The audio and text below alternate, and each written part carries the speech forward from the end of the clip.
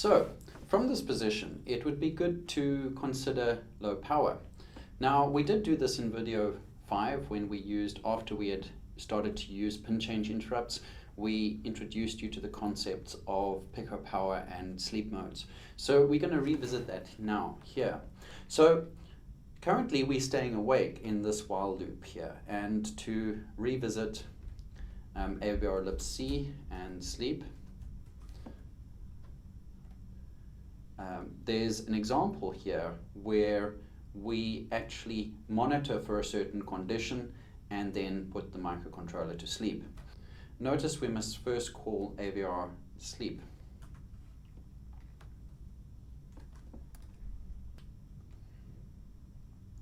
There's another example here also with a brownout disable. And if we have a look back to the data sheet of our device,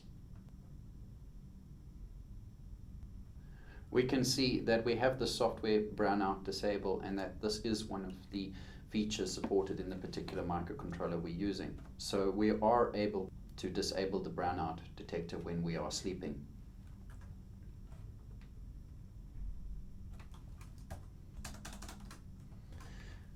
Now, there's a particularly good training to go a little deeper into the sleep modes. AVR Hands-on megaAVR picoPower. So in this training, I'll show you a solution project here. You can see that what we actually do in this example is very similar to what we've done in the project until now. So you can see a number of the different techniques used to reduce power consumption in applications. You can see that GPIOs are set as inputs and pull-ups are enabled.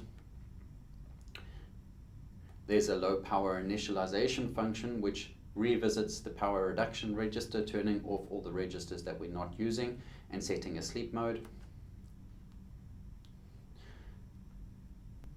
So timer-counter 2 is able to work an asynchronous operation. That means you're able to clock timer-counter 2 straight from an RTC when the microcontroller is in a very deep sleep mode. So that is the timer counter which is used in this training.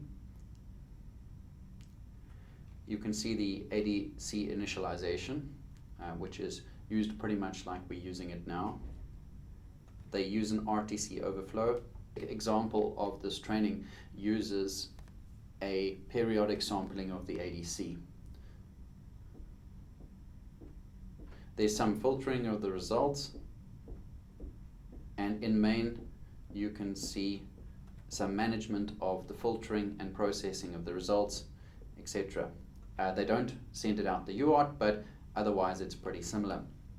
And then you can see the use of the sleep modes and the power save mode. So let's go back to our application and just set power save mode as our sleep mode. And if we program this now, we should be running in a much lower power state. So thank you. I hope you have enjoyed this series of videos. Hopefully we'll get a chance to extend them even further, but stay tuned.